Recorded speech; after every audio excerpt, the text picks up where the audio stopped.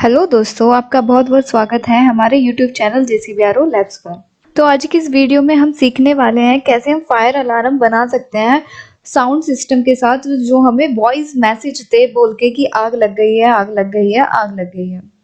तो सबसे पहले हम कंपोनेंट्स देखते हैं कि हमें फायर अलार्म की वर्किंग के लिए कौन-कौन से कंपोनेंट चाहिए।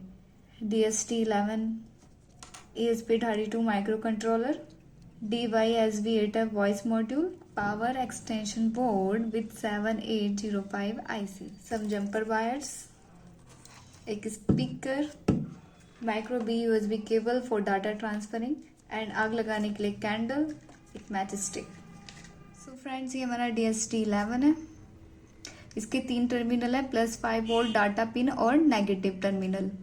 ठीक है, तो ये हमारा ह्यूमिडिटी और टेम्परेचर मेजर करने के काम आता है। जो भी हमारे एटमॉस्फेयर में वायु के अंदर जो नमी होती है ये उसको मेजर करता है और उसके टेम्परेचर को भी मेजर करता है। ठीक है, ये हमारा DYSV8F वॉइस मॉड्यूल है। ये वॉइस मॉड्यूल बहुत अच्छा है, इसके हम काफ़ी यूज़ आते हैं। इसमें इसकी शुरू की 8 इनपुट आउटपुट पिंस हैं एंड ये नेगेटिव ग्राउंड और ये पॉजिटिव +5 वोल्ट। ठीक है, तो ये इसके कॉम्स हैं। इसमें हमें स्पीकर के लिए भी दे रखा है कि हम इसे स्पीकर के यूज में स्पीकर की तरह यूज करें। और ये हमारे केबल, इसमें हमारा लीड के लिए भी कि अगर हम इसे डाटा केबल से यूज करना चाहें, यूएसबी पोर्ट भी हमें गिवन है कि हम इसमें कुछ अपने सॉन्ग्स डाउनलोड कर सकते हैं, अपलोड कर सकते हैं एंड ये काफ़ी यूजेबल है। तो यही साउंड हमें बताएगा कि आग लग गई है, आग लग गई है, आग लग गई है। ESP32 माइक्रो कंट्रोलर है। इसमें बहुत सारी GPIO पिंस हैं, ADC पिंस हैं, सीरियल कम्युनिकेशन है। इवन इसमें हम वाईफाई का यूज़ भी कर सकते हैं, ब्लूटूथ भी है, हॉटस्पॉट भी है। ये बहुत ही अच्छा डिवाइस है हमारा जो माइक्रो कंट्रोलर है। दोस्तों, ये हमारा सर्किट डायग्राम है fire alarm with voice message का। तो यहाँ पे हमें पता है कि हम कौन कौन से कंपोनेंट्स यूज कर रहे हैं। DST11, ESP32 micro controller, DVSV8F voice module and ये हमारा स्पीकर है जो हमें वॉइस मैसेज देगा कि आग लग गई है, आग लग गई है, आग लग गई है। तो हमने यहाँ पे ESP32 माइक्रो कंट्रोलर का यूज करा है, जिसको हमने DVSV8F वॉइस मॉड्यूल की पिन नंबर 1 को ESP32 माइक्रो कंट्रोलर की पिन नंबर 15 से कनेक्ट किया है। DST11 की इनपुट पिन को, जो हमारी डाटा पिन है, जो हमें सेंसर के बारे में बताएगी कि हमारा टेम्परेचर कितना हो रहा है, ह्यूमिडिटी कितना हो रहा है, उसे हमने ESP32 माइक्रो कंट्रोलर की पिन नंबर 4 से कनेक्ट किया है। और हमने अपने DST11 और DVSV8F वॉइस मॉड्यूल को, जो हमने ग्राउंड और VCC दी है, वो हमने कॉमन करके दी है पावर एक्सटेंशन बोर्ड से। और ये हमारा स्पीकर है जो हमने यहाँ पे DYSV8F वॉइस मॉड्यूल के साथ हमने यहाँ पे इसे लीड से कनेक्ट किया है। तो जब भी फायर लगेगी तो हमारा DST11 इसे डिटेक्ट करेगा, फायर को डिटेक्ट करेगा एंड तब वो हमारे माइक्रो कंट्रोलर को डाटा भेजेगा कि आग लग चुकी है। तो हमारा ESP32 micro controller DYSV8F voice module को की पिन नंबर 15 पिन को लो कर देगा और देन हमारे साउंड सिस्टम चलना शुरू हो जाएगा कि आग लग गई है, आग लग गई है, आग लग गई है। तो इसी तरह से ये हमारा पूरा मॉड्यूल वर्क करेगा। सो फ्रेंड्स, अब हम अपने कनेक्शंस करते हैं। तो सबसे पहले मैं अपने DST11 के कनेक्शन करती हूँ। तो हमें इसकी डाटा पिन को किससे कनेक्ट किया था? ESP32 माइक्रो कंट्रोलर की पिन नंबर 4 से, जैसा हमने आपको सर्किट डायग्राम में दिखाया था। एंड सिमिलरली अपने DYSV8F वॉइस मॉड्यूल की हमने जो उसकी इनपुट फर्स्ट पिन थी उसको हमने कनेक्ट किया था ESP32 माइक्रो कंट्रोलर की पिन नंबर 15 से। इसी प्रकार हम अपने DST11, DYSV8F वॉइस मॉड्यूल और ESP32 माइक्रो कंट्रोलर को जो +5 वोल्ट ग्राउंड देनी है वो हम अपने पावर एक्सटेंशन बोर्ड से देंगे सभी को, क्योंकि हमारी सिर्फ डाटा पिन यही थी जो हमने DST और DYSV8F वॉइस मॉड्यूल को कनेक्ट कर दिया गया है। तो सबसे पहले मैं DST11 के कनेक्शन कर देती हूँ +5 वोल्ट पावर एक्सटेंशन बोर्ड से। सिमिलरली ग्राउंड भी हम पावर एक्सटेंशन बोर्ड से देंगे। ठीक है, तो अपने DYSV8F वॉइस मॉड्यूल को +5 वोल्ट भी पावर एक्सटेंशन बोर्ड से एंड ग्राउंड भी हम पावर एक्सटेंशन बोर्ड से ही देंगे।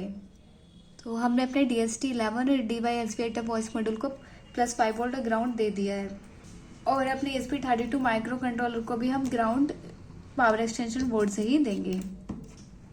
अब हमें पावर सप्लाई देनी है +5 वोल्ट को, तो वो हम पावर एक्सटेंशन बोर्ड से नहीं देंगे बल्कि माइक्रो USB केबल का यूज करके, क्योंकि हमें इसमें कोड अपलोड करना है माइक्रो कंट्रोलर में, तो हम इसे उससे +5 वोल्ट पावर सप्लाई दे देंगे। तो ये देखिए मेरे ESP32 माइक्रो कंट्रोलर को पावर सप्लाई मिल गई है, पर लेकिन हमारे पावर एक्सटेंशन बोर्ड को पावर सप्लाई नहीं दी है, तो इस वजह से हमारे ना DST11 के पास पावर सप्लाई है ना वॉइस मॉड्यूल के पास। तो हम इसे भी चार्जर से यूज कर रहे हैं, यहाँ पे चार्जर से पावर सप्लाई देने वाले हैं। तो ये देखिए हमें अपने पावर एक्सटेंशन बोर्ड को भी पावर सप्लाई दे दी है, ठीक है। तो अब अपने DYSB वॉइस मॉड्यूल को स्पीकर के कनेक्शन भी कर देते हैं। तो ये हमारे स्पीकर के लिए, तो हमारे कनेक्शन हो चुके हैं।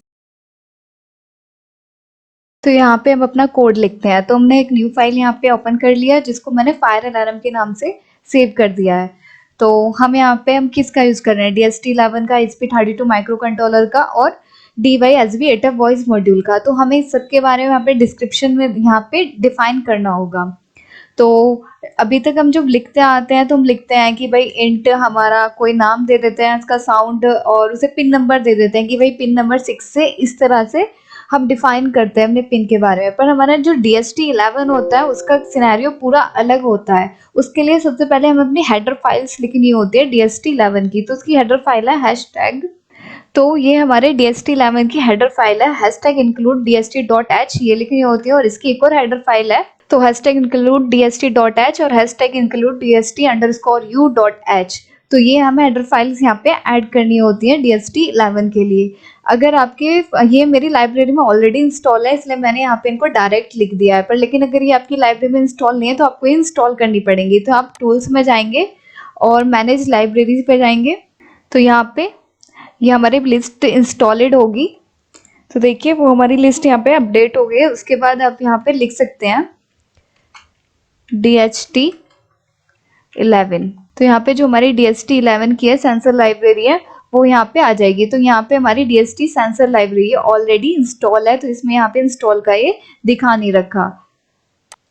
तो इसके वर्जन है जिस भी वर्जन से आप यूज करना चाहो, तो हमने यहाँ से आप इंस्टॉल करके उसे डायरेक्ट यूज कर सकते हैं, ठीक है। तो यहाँ पे मैंने अपनी लाइब्रेरीज को लिखा है। यहाँ पे अगर आपको लिखनी नहीं है तो आप डायरेक्ट जाके स्केच में जाएंगे और इंक्लूड लाइब्रेरी, तो यहाँ पे जो भी आपकी लाइब्रेरी आपने डाउनलोड कर रखी है तो यहाँ पे आपको सारी लाइब्रेरी मिल जाएंगी। तो ये रही DST12 सेंसर लाइब्रेरी, पर हमें चाहिए DST11 की सेंसर लाइब्रेरी। तो ये है हमारी DST11 सेंसर लाइब्रेरी, आप इसे जाके इंक्लूड कर सकते हो। देखो सेम वही चीज हमारी लाइब्रेरी में वो लिख के आ गया कि #include वॉइस अप, तो आप यहाँ पे जाके उसे डायरेक्ट इंक्लूड भी कर सकते हैं। अगर आपको याद है तो आप राइट भी कर सकते हैं। तो मैं इसे डिलीट कर देती हूँ। तो ये हमारे DST11 की लाइब्रेरी के बारे में हो चुका है। तो हमारा जो DST11 होता है तो उसका वे अलग होता है कि जब हम अपनी सेंसर पिन को डिफाइन करते हैं तो मिंट वगैरह लिखे, पर DST11 में हमें लिखना होता है #define, कि हम डिफाइन करते हैं अपने DST की पिन को। सब कुछ हम कैपिटल लेटर में लिखेंगे।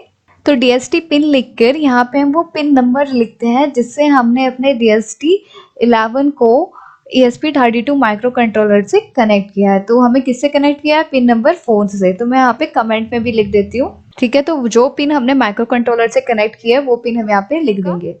हमारे जो DST सेंसर होता है ये हमारे कई टाइप के होते हैं, DST11, DST22 करके।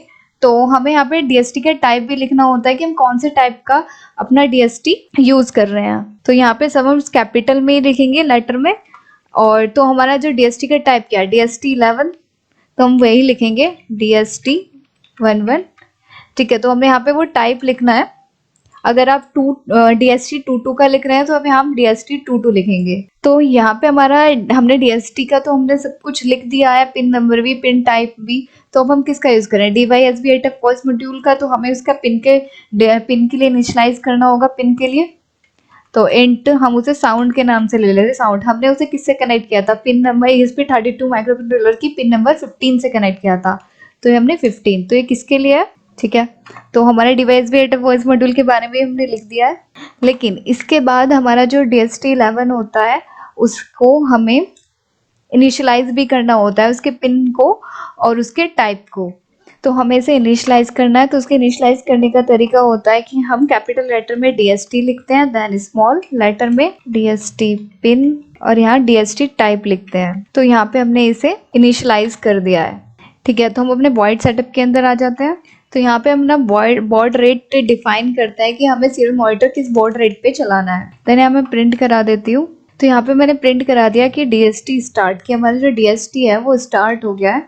तो ये हमें सीरियल मॉनिटर पे राइट होकर दिखेगा। देन इसके बाद जब हमें DST बिगिन करना होता है तो हमारा उसका अलग तरीका होता है। उसको हम लिखते हैं DST एंड डॉट ऑपरेटर का यूज करके बिगिन लिखते हैं कि हमने DST को, जैसे हम सीरियल मॉनिटर को बिगिन करते हैं, सिमिलरली हम अपने DST को भी उसी तरह से बिगिन करते हैं, बिगिन पैरेंथेसिस लगा के। ठीक है, तो हमारा DST भी बिगिन हो गया है जैसे सीरियल मॉनिटर को बिगिन करते हैं। इसके बाद हमें अपने साउंड, जो हमारी DYSB वॉइस मॉड्यूलर है, उसकी पिन मोड भी को भी लिखना होगा, क्योंकि वो सब हम किस में लिखते हैं, वॉइड सेटअप के अंदर। तो उसका हम पिन मोड डिसाइड कर देते हैं। उसको हमने नाम दिया था साउंड। और जैसे हमने आपको बताया कि हमारे DYSB वॉइस मॉड्यूल क्या होता है, वो क्या है, वो आउटपुट पिन है एक।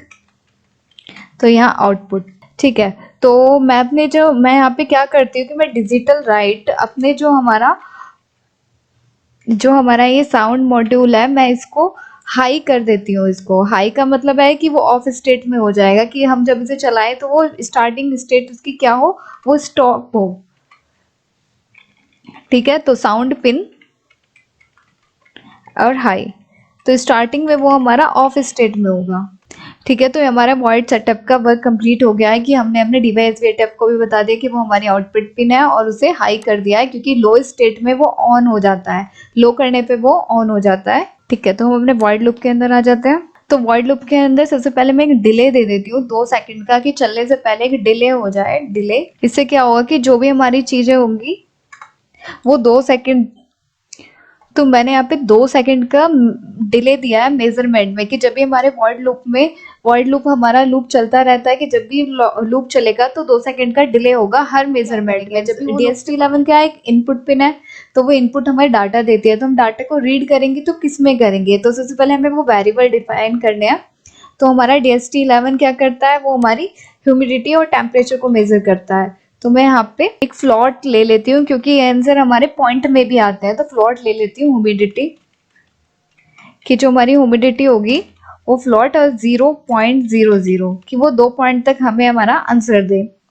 तो अगर आप चाहो तो अपना ह्यूमिडिटी भी मेजर कर सकते हो, हालांकि हमें इसमें टेम्परेचर की नीड है, ह्यूमिडिटी की नीड नहीं है, पर फिर भी मैं आपको ह्यूमिडिटी लिख के दिखा रही हूँ अगर आपको यूज करना है तो। सिमिलरली मैं टेम्परेचर के लिए भी ऐसे ही लिख देती हूँ 0.00। तो हमने यहाँ पे अपने 2 वेरिएबल ले लिए, देन हमें इस डाटा को रीड करना है। तो रीड करने की हमारा एक तरीका होता है, जब भी हम कुछ भी डाटा रीड करते हैं तो हम राइट करते हैं डिजिटल रीड करके, लेकिन DST11 में थोड़ा सा अलग होता है, हम DST डॉट रीड कर लिखते हैं। तो ह्यूमिडिटी के लिए लिख देती हूँ पहले, ह्यूमिडिटी इक्वल की जो भी हमारा डाटा आएगा, तो DST डॉट, तो हम इस तरह से इसमें लिखते हैं रीड, एंड हम किसको रीड कर रहे हैं, ह्यूमिडिटी को, किसकी, DST सेंसर की। तो सबसे पहले हमारा H बड़ा आएगा, ह्यूमिडिटी। तो जो भी हमारा DST11 से ह्यूमिडिटी होगी वो हमारे इस ह्यूमिडिटी नाम के इस वेरिएबल में जाके स्टोर हो जाएगी। एंड सिमिलरली ऐसे ही हम टेम्परेचर के लिए करेंगे, डॉट ऑपरेटर। तो जो भी हमारा टेम्परेचर होगा, जो भी सेंसर को टेम्परेचर होगा, वो इस टेम्परेचर नाम के वेरिएबल में जाके स्टोर हो जाएगा। ठीक है, तो हमने यहाँ पे इनको राइट करते हैं, हम इसको प्रिंट भी कराते हैं कि हमें ह्यूमिडिटी वो प्रिंट भी हो और टेम्परेचर भी प्रिंट होकर आए। तो जब हमने यहाँ पे ह्यूमिडिटी का सीरियल प्रिंट, जब भी हम इन क्वार्ट्स के अंदर लिखते हैं तो ये सेम हमारी ह्यूमिडिटी ही इस पर प्रिंट होगा, लेकिन जब हमें कोई वैल्यू प्रिंट करानी होती है तो हम उनको क्वार्ट्स के अंदर नहीं लिखते हैं, तो डायरेक्ट ह्यूमिडिटी, एंड देन हम वही लिखेंगे जो हमने वेरिएबल लिया है। सिमिलरली ऐसा ही हम टेम्परेचर के लिए राइट कर देते हैं। तो बस मैं यहाँ पे टेम्परेचर लिख देती हूँ। ठीक है, तो जो भी हमारी प्रिंट होगी वो यहाँ पे आके प्रिंट हो जाएगी। ठीक है, हमारी ह्यूमिडिटी भी और हमारा टेम्परेचर भी। तो अब हम इसके आगे अपनी कंडीशन लिखते हैं, इफ टेम्परेचर ज़्यादा हो जाए या इक्वल हो जाए 34 के, क्योंकि शायद हमारे कमरे का 33 टेम्परेचर हो। तो डिजिटल राइट, तो हमारा जो साउंड सिस्टम है वो लो चलना शुरू हो जाए, क्योंकि वो हाई पे ऑफ स्टेट में होता है और लो पे ऑन स्टेट में होता है। एंड प्रिंट हो जाए सीरियल डॉट प्रिंट एलन आग लग गई। ओके, एंड हम एल्स भी लगाते हैं अपने इसका। एल्स अगर वो टेम्परेचर कम है तो जो हमारी साउंड सिस्टम है वो ऑफ स्टेट में हो, हाई। ठीक है, तो देखिए हमारे यहाँ पे कोड लिख गया है। अब हम इसका एग्जीक्यूशन करते हैं। तो फ्रेंड्स, हमने अपना यहाँ कोड लिख दिया। सबसे पहले हम अपने कोड को अपलोड करने से पहले उसका बोर्ड देख लेते हैं। तो यहाँ पे हमने ESP32 माइक्रो कंट्रोल का यूज़ कर रहे हैं, तो हमने यहाँ पे वही बोर्ड लिया है। अगर आप आर्डिनो से कर रहे हैं तो आप आर्डिनो का भी ले सकते हैं। एंड ठीक है, एंड देन हमारे टूल्स पे हमने COM6, तो मेरे कंप्यूटर ने से COM6 एलोकेट किया है। आपका कंप्यूटर से कुछ भी कर सकता है, तो कोई प्रॉब्लम नहीं है अगर COM7 COM8 भी करे तो। ठीक है, तो हमने कोड अपलोड करते हैं, पर लेकिन यहाँ पे हमारा जो टेम्परेचर है वो 35 डिग्री सेल्सियस हो गया है। ठीक है, तो मैं इसे ऑलमोस्ट 35 ही कर देती हूँ कि अगर वो 35 से ज़्यादा हो जाए या इक्वल हो जाए 35 के हमारा टेम्परेचर, तो हमारा साउंड वॉइस मॉड्यूल शुरू हो जाए। आग लग गई है, आग लग गई है, आग लग गई की साउंड आनी शुरू हो जाए। तो हमने कोड को अपलोड करते हैं अपने ESP32 माइक्रो कंट्रोलर में।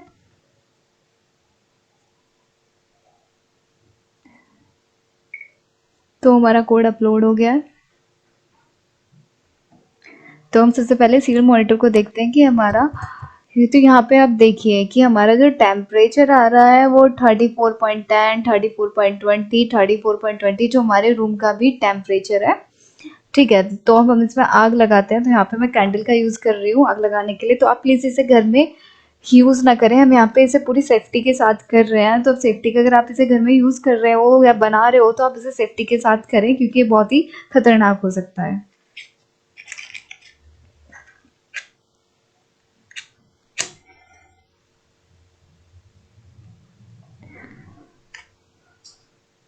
ये देखिए हमारी आग लगी है। तो हमारा DST11 को हमने यहाँ पे बहुत छोटी कैंडल ली है, जो ज़्यादा आग ना हो, सेफ्टी के लिए। तो इफ़ अगर मैं इसको इसके करीब ले आऊँ अपने DST11 सेंसर को, तो ये जल्दी जल्दी इंक्रीज होगा। देखो 34.40 हो गया है,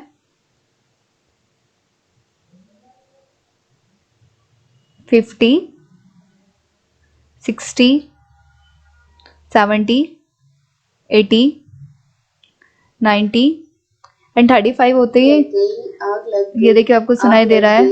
आग लग गई, आग लग गई, आग लग गई, हमारे स्पीकर से सुनाई दे रहा है आग लग गई। अगर मैं इसे हटा दूं तो आग लग गई, आग लग गई, आग लग गई, अपने कैंडल को भी मैं दूर ले जाते हैं। आग लग गई, आग लग गई, आग लग गई, आग लग गई, आग लग गई, आग लग गई, आग लग गई। तो जब तक हमारा रूम का टेम्परेचर 35 डिग्री सेल्सियस से कम नहीं होता तो आग लग गई, आग लग गई ये चलता रहेगा।